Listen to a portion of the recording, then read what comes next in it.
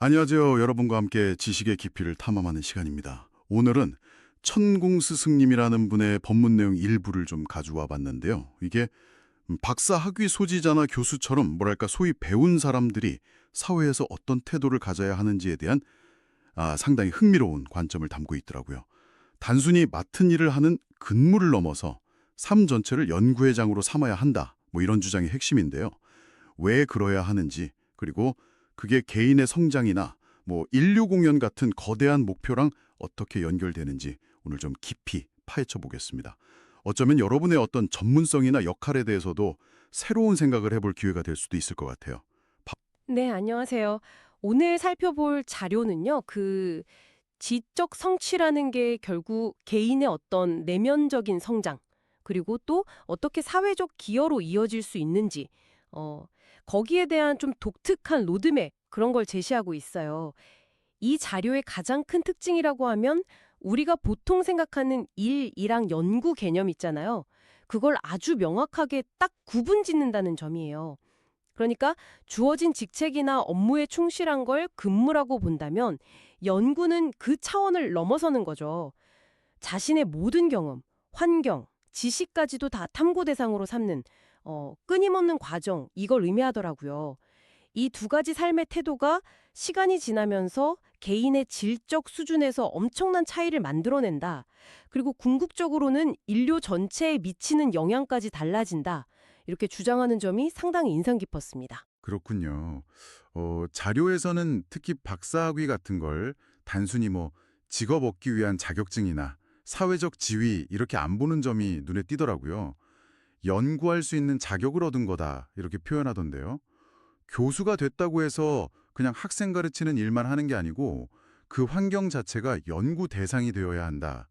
이건 우리가 보통 생각하는 학위나 직책의 의미하고는 좀 다른 접근 방식인 것 같아요. 네, 이런 시각에 대해서 조금 더 설명해 주실 수 있을까요?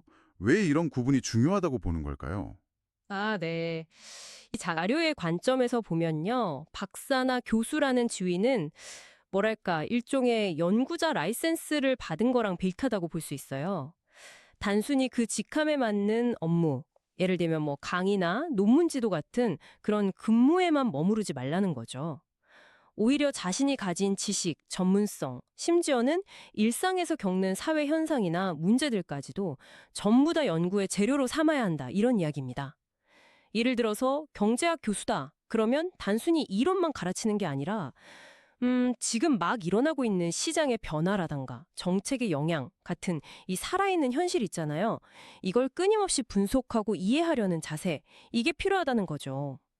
자료에서는 이런 연구하는 삶을 사는 사람하고 그냥 근무하는 삶을 사는 사람 사이에는 시간이 흐를수록 따라잡을 수 없는 질적인 격차가 생긴다. 이렇게 강조하고 있어요.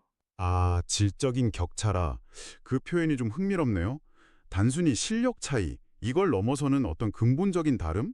그런 걸 의미하는 것 같습니다. 그럼 이 자료에서 말하는 연구하는 사람은 구체적으로 어떤 모습인가요? 박사 학위가 연구 자격증이다라고 하면 그 자격증을 제대로 활용하는 삶은 어떨지 좀 궁금해지는데요. 네, 자료에서 아주 생생하게 묘사를 하는데요. 예를 들면 퇴근 시간이 됐다고 해서 땡 하고 모든 걸 잊고 뭐 놀러 간다거나 이런 게 아니라는 거예요. 오히려 낮 동안 현장에서 경험하고 관찰했던 것들, 또 부딪혔던 문제들, 이런 것들을 마치 그 자료 수집하듯이 집으로 가져온다고 표현해요. 그리고 그걸 밤새도록 곱씹고 분석하면서 자기만의 연구를 계속 이어간다는 거죠. 그러니까 연구실이나 도서관 같은 특정 공간에만 딱 갇혀 있는 활동이 아니라 삶의 모든 순간, 모든 경험이 다 연구의 연장선이 되는 거예요. 말 그대로 24시간 연구 체제, 뭐 그런 셈이죠. 와, 주변의 모든 것을 연구 재료로 쓸어 담아 와서 분석한다니 보통의 헌신으로는 좀 불가능할 것 같기도 하고요. 이렇게까지 해야 하는 이유가 있을까요? 그냥 뭐 개인적인 지적 만족? 이걸 넘어서는 어떤 다른 의미가 있다고 보는 건가요? 네, 바로 그 지점입니다. 이 자료는 이렇게 끊임없이 연구하는 사람하고 그렇지 않은 사람 사이에 엄청난 질적 차이가 발생한다고 아주 단언해요. 그리고 그 차이는 결국 빛으로 나타난다. 이렇게 표현을 하거든요. 연구하는 사람은 뭘 하든 그 깊이나 통찰력 때문에 빛이 나지만 연구하지 않는 사람은 결코 그런 빛을 낼 수가 없다. 이렇게까지 말합니다. 여기서 말하는 빛이라는 게 뭐 단순히 유명세나 외적인 성공이라기보다는 세상을 더 깊이 이해하고 문제 해결에 기여하는 그 과정에서 나오는 본질적인 영향력 아니면 뭐 지혜의 광채 이런 걸 의미하는 것 같아요. 그러니까 연구를 통해서 얻은 그 깊이 있는 이해가 그 사람의 모든 활동에 스며들어서 남다른 결과와 영향력을 만들어낸다는 거죠. 단순히 그 직무 기술서에 적힌 일만 처리하는 걸 넘어서는 훨씬 더 근본적인 기여를 할 수 있게 된다. 이런 뜻으로 해석됩니다. 그렇군요. 연구를 통한 깊이가 결국 세상을 밝히는 빛이 된다. 아, 그 해석 인상적이네요. 근데 이 연구의 결과물, 그러니까 작품을 어떻게 사회와 연결시키는지에 대한 이야기도 나오잖아요. 네. 대한민국은 연구소다. 이런 비유가 등장하던데요. 이건 어떤 의미로 봐야 할까요? 네, 맞아요. 이 비유는 연구자가 자기 연구 결과물, 그러니까 뭐 책이든 논문이든 발명품이든 어떤 형태의 작품을 만들었을 때 그걸 평가받고 세상에 기여하는 과정에 대한 설명이라고 볼 수 있어요. 자료에 따르면 연구자는 자기 작품을 먼저 대한민국이라는 이름의 어떤 거대한 연구소, 즉 한국 사회에 딱 내놓아야 한다는 거예요. 여기서 일종의 뭐 동료평가나 사회적인 검증 이런 걸 받는 거죠. 자료의 표현을 빌리자면 여기서 먹어준다, 그러니까 인정을 받고 통용될 수 있어야 비로소 다음 단계로 나아갈 자격이 생긴다, 뭐 이런 이야기입니다. 아, 한국 사회에서의 성공이 일종의 1차 관문이다. 이런 거군요. 근데 왜 하필 대한민국일까요? 자료에서는 대한민국에서 박수 받은 거는 세계 내놓으면 다 먹힙니다. 이렇게 꽤 단정적으로 얘기하던데요. 한국에서의 검증이 그렇게 중요하다고 보는 이유가 있을까요? 혹시 뭐 그 근거에 대한 설명도 있었나요? 자료에서 뭐 명시적으로 딱 근거를 제시하지는 않는데 맥락상 보면 아마 한국 사회가 가진 어떤 특유의 역동성이라던가 아니면 뭐 높은 기준 같은 거 그런 걸 염두에 둔 발언일 수도 있고요. 어쩌면 한국 사회의 그 치열한 경쟁 환경이나 좀 까다로운 소비자들의 눈높이 이런 걸 통과한 결과물이라면 세계 어디에 내놔도 경쟁력이 있을 거다. 뭐 이런 자신감의 표현일 수도 있겠죠. 중요한 건 한국에서의 성공이 최종 목표가 아니라는 거예요. 더 큰 무대, 그러니까 세계로 나아가서 인류 전체에 기여하기 위한 발판으로 여겨진다는 점입니다.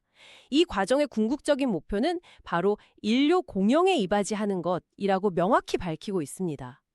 인류 공영에 이바지한다. 와, 스케일이 정말 크네요. 근데 이 이야기가 여기서 끝나지 않고 개인의 어떤 영적인 성장하고도 연결된다는 점이 아주 독특하게 느껴졌어요. 자기 작품이 인류에 기여할 때 연구자 본인도 해탈에 이르게 된다. 이런 설명이 있었죠. 해탈이라는 개념이 나왔는데 이 자료의 맥락에서 이건 어떤 의미로 받아들여야 할까요? 네, 그렇죠. 해탈이라는 용어가 약간 불교적인 색채가 있어서 좀 익숙하지 않은 분들도 계실 텐데요. 이 자료의 맥락에서는 개인이 가진 어떤 뭐 업보라든가 번뇌 혹은 뭐 영적인 속박 같은 것에서 벗어나서 더 자유롭고 정화된 상태에 이르는 것. 이걸 의미하는 것 같아요. 그러니까 연구자가 자신의 지식과 재능을 올바르게 사용해서 인류에게 널리 도움이 되는 작품을 만들어낼 때 그 과정 자체가 자기 영혼을 맑게 하고 성장시키는 수행이 된다는 거죠. 자료에서는 심지어 뭐 업이 소멸된다. 영혼이 가벼워진다. 탁한 신에서 천신으로 변한다. 뭐 이런 표현까지 써가면서 그 중요성을 강조해요.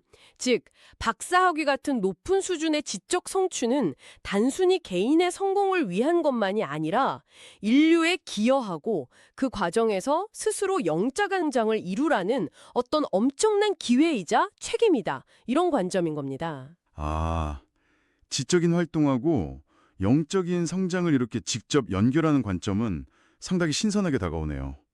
하지만 이런 높은 이상을 추구하는 길이 뭐 순탄하지만은 아닐 것 같은데요. 자료에서도 어려움에 대해서 언급하고 있죠. 뭐 길을 잃거나 절망에 빠질 수도 있다. 이렇게 경고하면서요. 맞습니다.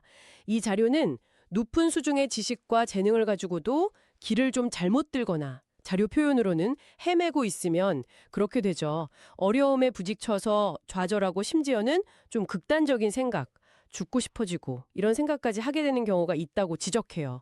그리고 이건 단순히 개인의 불행을 넘어서 국가적으로나 인류 전체적으로도 큰 손실이다. 이렇게 말합니다. 이런 어려움에 처했을 때 이 자료가 지시하는 해법이 또 흥미로운데요. 바로 그 어려움 자체를 또 다른 연구 과제로 삼으라는 거예요. 예를 들어 사회생활에서 겪는 어떤 부조리나 개인적인 시련 같은 것조차도 외면하거나 좌절할 게 아니라 그게 왜 발생하는지, 그 본질은 뭔지 이걸 탐구하는 연구의 대상으로 전환하라는 조언입니다. 어려움마저 연구 대상으로 삼으라. 야, 정말 삶의 모든 순간을 연구랑 연결짓는 관점이네요. 그런데 여기서 더 나아가서 아주 현대적인 조언이 등장하더라고요. 바로 인공지능, AI를 적극적으로 활용하라는 내용이었죠. AI를 내 조수로 삼으라 이렇게까지 표현하던데요. 네, 이 부분이 상당히 실용적이면서도 시사하는 바가 커요. AI를 그냥 단순히 정보 검색 도구, 이 정도로만 생각하는 걸 넘어서서 연구 과정을 효율화하고 결과물의 질을 높이는 핵심 파트너로 활용하라는 주문인 거죠.